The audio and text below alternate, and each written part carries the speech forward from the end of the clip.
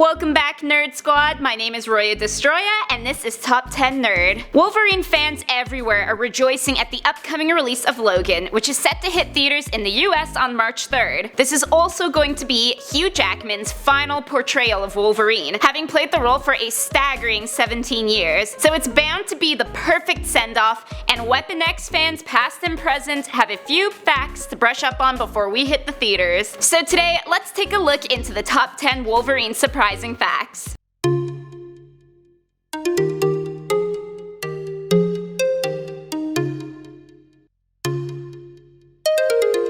In the number 10 spot, we kick off with his false origin story. There appears to be a rumor floating around that Wolverine was originally intended to be an actual Wolverine cub that was evolved to a humanoid form by Marvel geneticist the High Evolutionary. Co-creator Len Wein himself denies this origin story, stating that he writes stories about human beings, not evolved animals. It is true, however, that Wolverine's character changed immensely from what it was supposed to be, which leads us into our next fact. Coming in at number 9, we have his original depiction. Wolverine made his debut in 1974's The Incredible Hulk, and what we notice is that he is in costume the entire time and is kind of a mystery to us. Now, we all know Wolverine today as a grown and decently hairy man, but originally, while The Incredible Hulk was out, the character of James Howlett was meant to be an angsty teenager with clawed gloves. Things would have been a lot different for X-Men with a teen boy as their leader. They can barely get out of bed before noon. How is one supposed to lead a team of superheroes? The design was switched up, and soon Wolverine gained an all-new appearance, one that was actually modeled after actor Clint Eastwood. Next up, at number 8, is the adamantium in his claws. The adamantium metal was synthesized to be the strongest metal on Earth, but not all adamantium is created equally. True adamantium is incredibly expensive and complicated to create, so Wolverine's skeleton is actually composed of slightly weaker adamantium beta, which is the result of Wolverine's healing abilities altering the chemical composition of the metal. This would explain why the claws are not stronger than Captain America's shield, which is the reason adamantium was created in the first place. In the number 7 spot, we have the Badger. Does Badger sound like it has a nice superhero ring to you?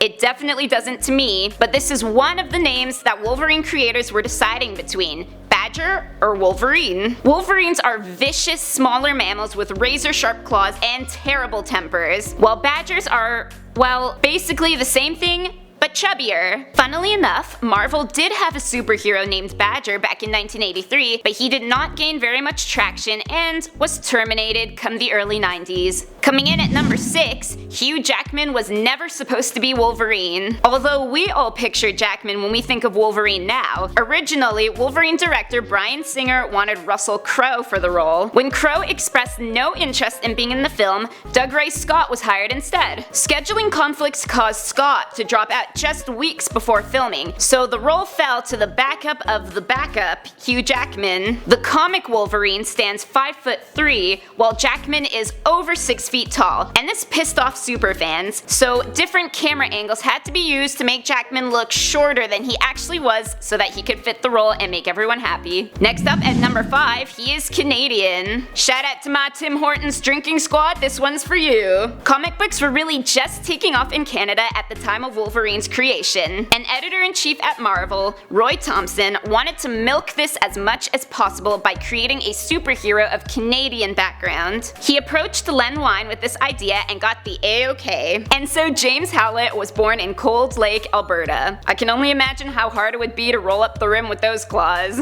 Next up at number 4 is his fight with Spock. The 90s were a bit of a wild time for comic book crossovers, and 1996's Star Trek and X-Men crossover is no exception.